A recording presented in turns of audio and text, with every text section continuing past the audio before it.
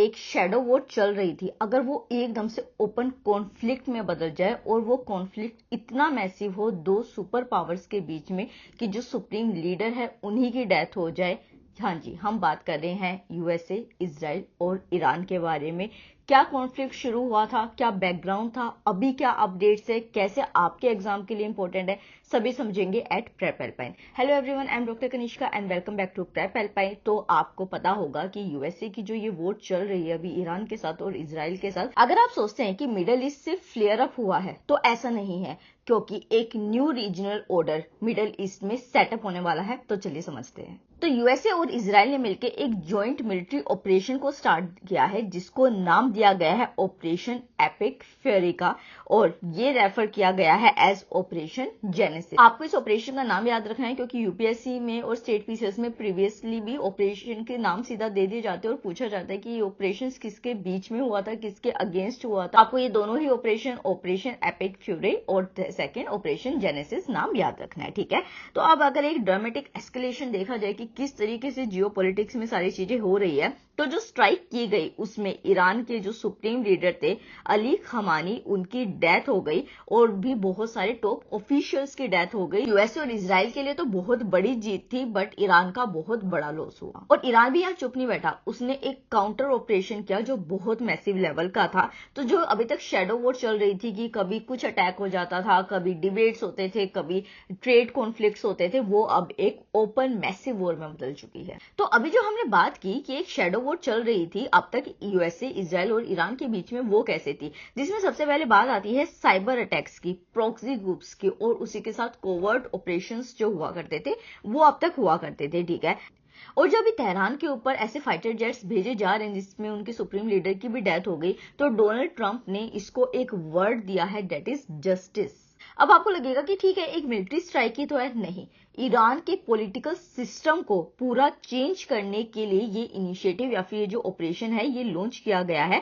और देखिए, अभी हमने ये तो नाम देख लिया कि जो यूएसए और इजराइल ने ऑपरेशन लॉन्च किया उसका क्या था, ऑपरेशन जेनेसिस था या एपिक फ्यूरी था, ठीक है। अब आपको ये भी याद रखना है कि ईरान ने जो रिटेलिएट किया है उस ऑपरेशन को क्या नाम दिया गया है, तो ऑपरेशन ट्रूथफुल प्रॉमिस 4। तो आपको कंफ्यूज नहीं होना है, इन दोनों बल्कि तीन ऑपरेशंस के नाम आपके सामने हो गए हैं। तो हो सकता है एग्जाम में एकदम से आप कंफ्यूज हो जाएं कि कौन सा किसके था। तो ईरान ने जो यूएसए और इजराइल के अगेंस्ट किया है वो है ऑपरेशन ट्रूथफुल प्रॉमिस 4, और जो वहां से आया है वो है एपिक फ्यूरी और क्या, ऑपरेशन जेनेसिस। तो वैसे यूएसए और ईरान के टॉपिक में हम 2 बार डिस्कस कर चुके हैं कि क्या बैकग्राउंड रहा था, बट अगेन हम डिस्कस करते हैं और वो दोनों वीडियोस भी आप हमारे चैनल पे जाके देख सकते हैं। तो चलिए थोड़ा सा हिस्टोरिकल बैकग्राउंड में चलते हैं। अगर हम देखें तो 1953 के ईरान को हम देखते हैं, जहां पे जो डेमोक्रेटिक इलेक्टेड प्राइम मिनिस्टर थे उस टाइम पे मोहम्मद मोसादेक, तो उनको एक सीआईए बैक कूप था, उन्होंने वहां से हटा दिया। और क्या रीजन था उस टाइम पे, कि हमने डिस्कस किया था जैसे पहले कि वो अपने ऑयल इंपोर्ट्स जो थे उनको नेशनलाइज करना चाहते थे, ठीक है।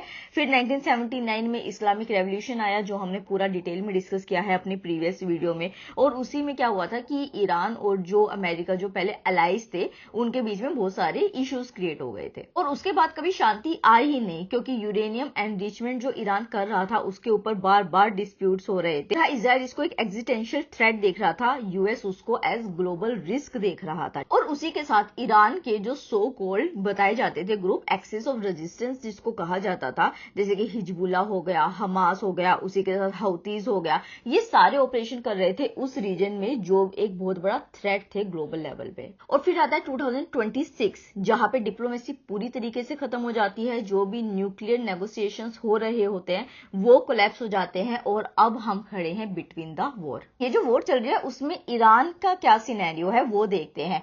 एक तरीके से आप सोचेंगे कि ईरान के अगर आप रोड्स को इस टाइम पे देखेंगे तो वहां पे मॉर्निंग और सेलिब्रेशन दोनों साथ में हो रहे हैं। कुछ एक डिक्टेटर की डेथ की खुशी मना रहे हैं, तो कुछ दुख मना रहे हैं। इवन इंडिया में भी ये सीन आपने देखा होगा, जो बहुत एक कंट्रोवर्सी का टॉपिक बन चुका है कि इंडिया में क्यों ऐसे लीडर के लिए दुख मनाया जा रहा है जिसने ईरान में इतनी ज्यादा डिक्टेटरशिप रखी और वहां के कल्चरल आइडेंटिटी को बिल्कुल ही बदल दिया था। और सिर्फ इतना नहीं है कि ये ईरान के अंदर ही रह गया, क्यों ये कहा जा रहा है कि वर्ल्ड वॉर 3 बनने जा रही है ये चीज, क्योंकि ईरान ने गल्फ स्टेट्स के ऊपर भी मिसाइल लॉन्च कर दिया है। और वो गल्फ स्टेट्स कौन से हैं, first is UAE, Saudi Arabia, Qatar, Bahrain, Kuwait.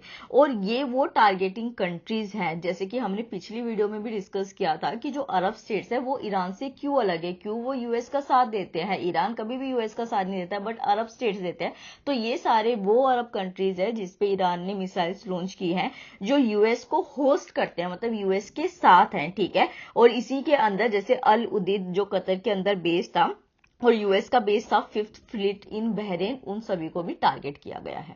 तो जैसे हमने डिस्कस किया था कि स्ट्रेट ऑफ हॉर्मुज जो बहुत ज्यादा इंपॉर्टेंट है पिछली एक शॉर्ट्स में, तो वो अब जहां तक एक ट्रेड का पार्ट रहा करता था, वो अब एक कॉम्बैट पॉइंट बन चुका है। उसी के साथ और क्या क्या ग्लोबल लेवल पे हो रहा है, 9 ईरानियन नेवल वेसल्स जो है वो सिंक हो चुकी है। उसी के साथ ऑयल प्राइसेस एकदम से स्पाइक हुई है, ये भी हमने पिछली वीडियो और शॉर्ट्स में डिस्कस किया था। ग्लोबल इकोनॉमी, उसको मान लीजिए अगर आप एक वास्ट इंजन है, तो यहाँ पे स्ट्रेट ऑफ हॉर्मुज जो था वो उसका एक फ्यूल पाइपलाइन था जो अब डिस्ट्रॉय होने जा रहा है। तो अब चलिए ग्लोबल सिनेरियो को देखते हैं। जहां तेहरान के अंदर अर्बन बॉम्बिंग्स हो रही है, वहीं पे क्या हो रही है, मिसाइल स्ट्राइक्स हो रही है जो इजराइल और गल्फ स्टेट्स पे जा रही है, ठीक है। हम दो एरियाज को देख चुके, फर्स्ट हमने ईरान को देखा, सेकंड हमने इजराइल को देखा, थर्ड हम गल्फ स्टेट्स को देख रहे हैं।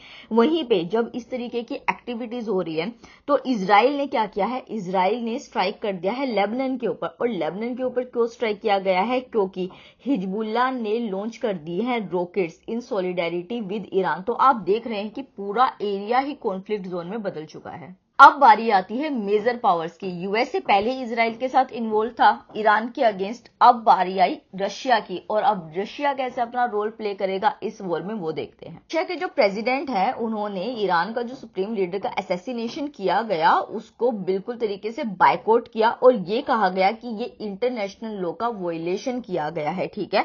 और उसी के साथ ईरानी न्यूक्लियर फैसिलिटीज जो थी उनके ऊपर भी कंसर्न दिखाया कि उनका क्या होगा। उसी के साथ इंटरनेशनल एटॉमिक एनर्जी एजेंसी जो है, उन्होंने एक स्पेशल सेशन भी अभी रखा है कि ये जो वॉर अभी स्टार्ट हुई है इसके क्या रिस्क हो सकते हैं और कैसे इस सिचुएशन को असेस करके सही तरीके से सॉल्यूशन निकाला जा सकता है। वैसे हमारे लिए कहना बहुत आसान है, बट एक वर्स्ट केस सिनेरियो को देखते हैं। मान लीजिए कोई मिसाइल स्ट्राइक हुई और उसने वहां स्ट्राइक किया जहां एक न्यूक्लियर रिएक्टर था, तो आप सिचुएशन समझ सकते हैं कि ये सिर्फ एक मिलिट्री क्राइसिस नहीं, ये एक इन्वायरमेंटल क्राइसिस में बदलने वाला है। तो यहाँ पे सिचुएशन ये है कि ग्लोबल लेवल पे बहुत सारी कंट्रीज इन्वॉल्व हो चुकी हैं, अभी आगे भी होंगे चैलेंजेस। हमने समझे कि वर्ल्ड के सामने क्या आ रहा है कि एक दूसरे का साथ देने के लिए हर रीजन में कॉन्फ्लिक्ट्स आ चुके हैं। जहां पे यूएसए और इजराइल चाहता है कि ईरान के पॉलिटिकल सेटअप को बदल के सही तरीके से किया जाए, वहीं पे हमें कुछ और इंपॉर्टेंट भी देखने को मिलता है हिस्ट्री से।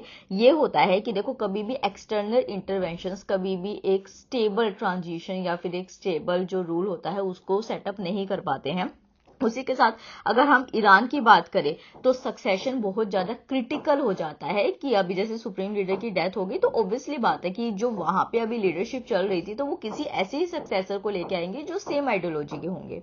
गल्फ स्टेट्स जो अभी तक एक बैलेंस रिलेशंस बना के रखते थे, जब इस तरीके की स्ट्राइक हुई तो उसके बाद उनपे क्या होगा, तो अब उनको भी साइड्स चूज करनी पड़ेगी, जिसकी वजह से यहाँ पे डिप्लोमेसी का एंड होगा। और उसी के साथ जो एक हेजिंग स्ट्रेटेजी अब तक ग्लोबल लेवल पे करी जा रही थी वो तो कोलैप्स होने ही जा रही है। और जैसे मैंने आपको बताया कि जैसे स्टेट ऑफ हॉर्मुज की हमने बात करी, हमने कल शॉर्ट्स में ये भी बात की थी कि इंडिया के ऊपर जो ऑयल इंपोर्ट्स होते हैं या फिर जो बासमती राइस एक्सपोर्ट्स होते हैं, टी, शुगर, एग्रीकल्चर कमोडिटीज का एक्सपोर्ट होता है, वो तो चलो इम्पैक्ट हुआ ही हुआ। वर्ल्ड लेवल पे कैसे एनर्जी जो ये चोक पॉइंट्स हो रहे हैं क्रिएट, उससे क्या होगा, तो ऑब्वियसली बात है कि इन्फ्लेशन बढ़ेगा, सप्लाई शॉक्स आएंगे और उसी के साथ इकोनॉमिक इंस्टेबिलिटी भी पूरे वर्ल्ड लेवल पे होगी।